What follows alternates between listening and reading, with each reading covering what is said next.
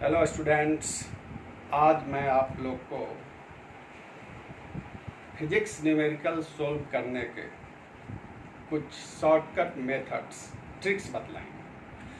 और ये जो मेथड होगा, ये मेरा वीडियो होगा, ये 11-12 अर्थात फाउंडेशन, फ्रेशर, नीट और IITG किसी भी एग्ज़ाम के न्यूमेरिकल्स को सोल्व करने के लिए होगा। आप इसे ध्यान से सुनना।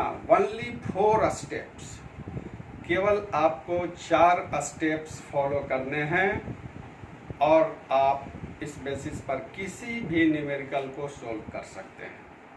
तो आप ध्यान से सुने, ये 4 स्टेप्स कौन कौन से हैं।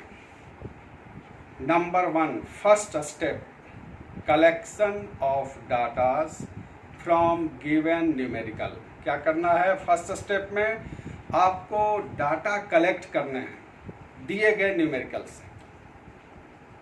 फर्स्ट स्टेप में डाटा कलेक्शन, आप लिख लेंगे डाटास को। And second step is very important, that is conversion of unit. जो भी आपने डाटा कलेक्ट किया, सेलेक्ट किया, उसको कन्वर्ट करना होगा, चेंज करना होगा किसी एक सिस्टम में, SI या CGS में। अब आप कहेंगे कि ये वर्क कन्वर्सन क्या है, तो बहुत ही आसान, लेकिन मैक्सिमम स्टूडेंट्स इसे नहीं जानते हैं, इसे चेंज नहीं करते हैं, जिस कारण से हमारा न्यूमेरिकल गलत हो जाता है। कन्वर्सन में फॉर एग्जांपल आपको बतला दें, जैसे मान लिया जाए कहीं दिया है 1 गॉस। 1 गॉस का मीनिंग आपको याद होना चाहिए 10⁻⁻4 टेस्ला। टेस्ला यूनिट है, मैग्नेटिज्म से आप जानते हो। 1 gauss is equal to 10⁻⁻4 tesla. मान लिया जाए डाटा में लीटर टर्म आया, litre, 2 litre, 1 litre, 4 litre, whatever it may be. तो यदि आप लीटर को रहकर न्यूमेरिकल बनाते हो तो गलत हो जाएगा। क्या करना होगा? लीटर को चेंज करना होगा। कैसे? आपको याद रखना है 1 litre is equal to 1000 centimetre cube. उसी प्रकार से एंगस्ट्रम, अगर एंगस्ट्रम में आप क्वेश्चन बनाते हैं तो वो भी गलत होगा। तो आपको याद रखना होगा 1 angstrom is equal to 10⁻⁻10 metre या 0.1 नैनोमीटर। ठीक इसी प्रकार से बहुत सारे टर्म्स हैं। कभी कभी पूछा जाता है लाइट ईयर, कभी डायरेक्ट इसका वैल्यू भी पूछा जाता है। बहुत लोग कंफ्यूज कर जाते हैं। लाइट ईयर प्रकाश वर्ष, जिसको टाइम मान लेते हैं। आपको ध्यान देना है कि ये डिस्टेंस है, तो 1 light year is equal to 9.46 into 10⁻15 metre. 1 light year is equal to 9.46 into 10⁻15 metre. ठीक इसी प्रकार से बहुत सारे टर्म आपको मिलेंगे जिसको बदलना जरूरी है। थोड़ा सा मिस्टेक आपका काम बिगाड़ देगा। जैसे 1M मतलब 1 मेगा, मेगा को चेंज करना जरूरी है। कैसे? 10⁻6। अगर 1 मेगा मीटर है तो 10⁻6 मीटर, 1 मेगा पास्कल है तो 10⁻6 न्यूटन पर मीटर स्क्वायर। मेगा को कैपिटल M से रिप्रेजेंट करेंगे। उसी का एक दूसरा रूप है मिली, जिसको स्मॉल m से लिखते हैं, जिसका वैल्यू है 10⁻³ 1 मिलीमीटर मतलब 10⁻³ मीटर, तो मिली 10⁻³। मेगा, माइक्रो, माइक्रो को जनरली म्यू से रिप्रेजेंट करते हैं। उसका वैल्यू क्या होगा? 10⁻⁻6 मीटर। गीगा, नैनो, इन सारे परफिक्स को आप ध्यान से रखना, क्योंकि जब भी हमारे डाटा में आएगा तो इनको यदि आप कन्वर्ट नहीं करते हो तो सारा मेहनत आपका बेकार चला जाएगा। तो फर्स्ट स्टेप आपने देखा, collection of data.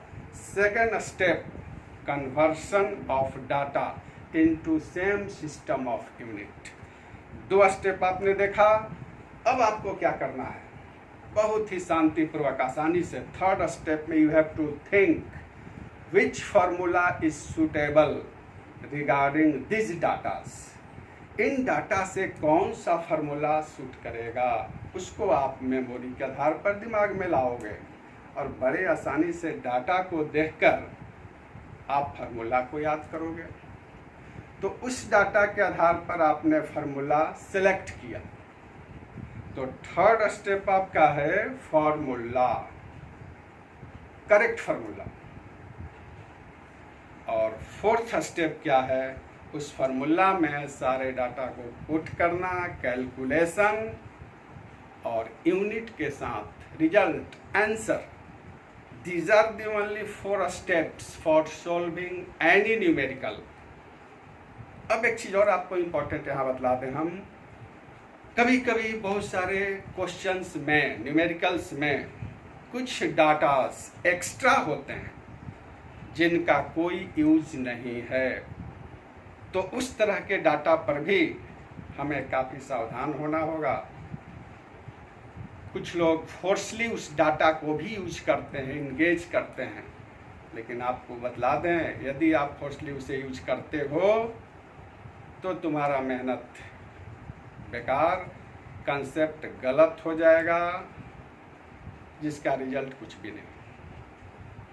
For example मान लिया जाए, यदि 5 kg मास के किसी बॉडी पर 4 न्यूटन का फोर्स एक्ट करता है, जिस कारण से उसमें डिस्प्लेसमेंट 2 मीटर होता है, तो यदि पूछा जाएगा आपसे कि अप्लाइड फोर्स के कारण वर्क कितना होगा, तो यहाँ पर फोर्स और डिस्प्लेसमेंट केवल आपको यूज करना है। आप जानते हैं फोर्स इनटू डिस्प्लेसमेंट। यहाँ पर मास जो है दैट इज एक्स्ट्रा डाटा, जिसका कोई यूज नहीं है। तो आप इस बात को ध्यान से देखना और क्वेश्चन सोल्व करना। केवल 4 step, only 4 steps for solving any numerical of physics. तो इस तरीके से, अरे यार वीडियो को भी सब्सक्राइब कर देना, तब फिर आगे मिलते रहेंगे हम लोग इसी तरीके से। सब्सक्राइब करने में कोई प्रॉब्लम नहीं। चलो फिर मिलते हैं, bye. For example, one question is given, the rate of flow in a tube of inner radius 2 cm is 36 liter per hour. Calculate speed of water in the tube। तो उस स्टेप पर, 4 step के आधार पर हम एक example दे रहे हैं। First step आपको क्या करना है, तो आप डाटा को सिलेक्ट कर लो। रेडियस है 2 सेंटीमीटर और rate of flow of water, that means Q इसको रिप्रेजेंट कर रहे हैं 36 लीटर पर आवर। तो हमें दूसरा काम कन्वर्सन करना है, इसे हम CGS में सोल्व करने जा रहे हैं, जिसमें आप सेंटीमीटर छोड़ दोगे, Q को चेंज करो, 36 इंटू 1000 डिवाइडेड बाई 60 इंटू 60।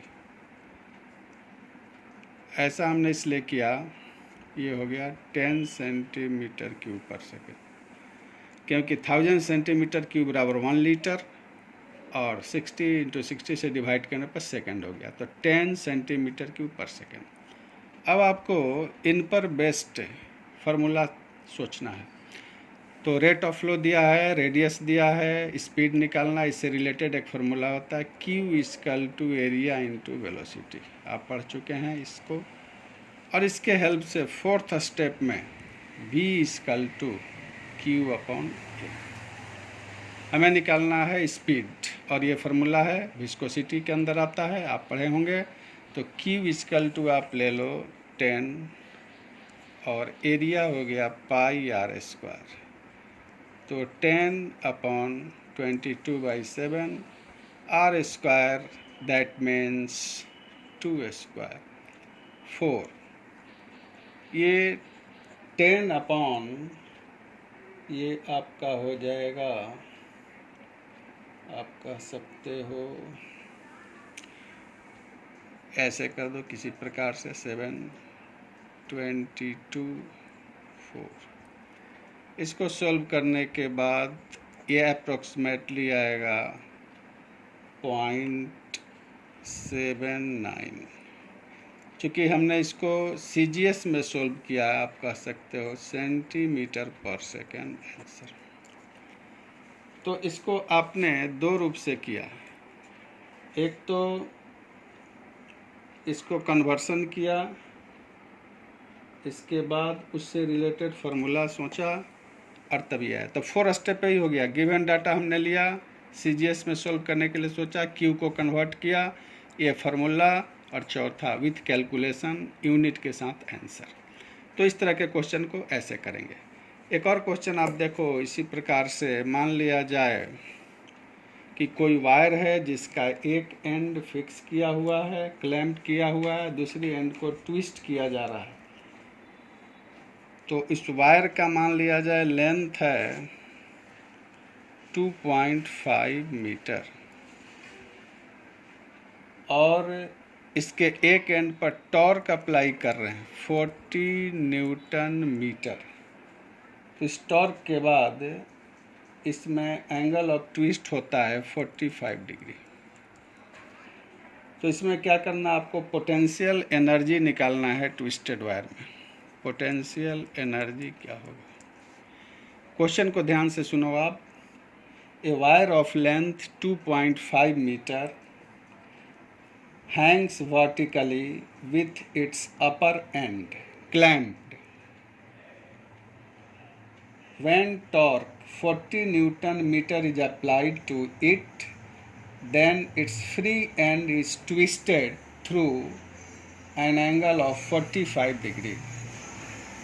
तो आपको कैलकुलेट करना potential energy of the twisted wire. तो आपने ये लिया। तो आप देखें जब भी एंगल दिया हो इसको आपको रेडियन में चेंज करना होगा। तो 45 डिग्री मीन्स π/4 रेडियन, ये कन्वर्ट करना मस्ट है। और इनको छोड़ दिया हमने SI में ही। और आप जानते हैं पोटेंशियल एनर्जी से रिलेटेड एक फार्मूला पढ़े होंगे, half tau into theta, half torque into π/4। ये हो गया आपका 10 5 कैंसिल के बाद 5 ये आप कह सकते हो 15.7 जूल आंसर। हमने जैसा कि एक्सप्लेन किया था उधर कि कुछ डाटास किसी न्यूमेरिकल में एक्स्ट्रा होता है जिसका कोई यूज नहीं होता है। यहाँ पर आप देखो ये length 2.5 metre, that is extra data, इसका कोई यूज नहीं है। लेकिन on the basis of this torque and angle we have selected formula for potential energy, that is half torque into theta. ये उससे फार्मूला बनता है हाफ फोर्स इंटू एलोंगेशन से। तो यहाँ पर फोर्स के स्थान पर टॉर्क लिया जाएगा और उसके स्थान पर एलोंगेशन के स्थान पर ट्विस्टेड एंगल को। तो इस प्रकार से यहाँ पर आपका जो होगा आंसर हो गया इतना। तो हमने कहा था कि जिस प्रकार से हम लोग किसी भी न्यूमेरिकल को 4 स्टेप में बनाते हैं उसी को एग्जाम्पल के द्वारा यहाँ पर हमने दर्शाया कि पहले हम क्वेश्चन से डाटा को सिलेक्ट किए, फिर इसके बाद उसका कन्वर्सन किया गया, मतलब उसे चेंज किया गया CGS SI में। इसके बाद उससे रिलेटेड उस डाटा के अकॉर्डिंग हम लोगों ने फार्मूला सेलेक्ट किया और फिर कैलकुलेशन करके यूनिट के साथ उसका आंसर लिया गया। आप ध्यान रखना यूनिट मस्ट है। जैसे इसका पोटेंशियल एनर्जी जूल, यदि आप यूनिट नहीं देते हो या गलत देते हो तो भी मार्क्स कटेंगे। ठीक उसी प्रकार से यहाँ वेलोसिटी का सेंटीमीटर पर सेकेंड, इसलिए कि हमने CGS में निकाला था। यदि आप SI में निकालते तो मीटर पर सेकेंड होता, यहाँ CGS में निकालते तो अर्ग होता। तो इन सब बातों को ध्यान में रख कर हमें वर्क करना है। तो ये हुआ एग्जाम्पल्स 4 स्टेप के अंदर। और ठीक है, ये लास्ट हुआ। इसके बाद हम लोग नेक्स्ट वीडियो में और कुछ एक्सप्लेन करेंगे।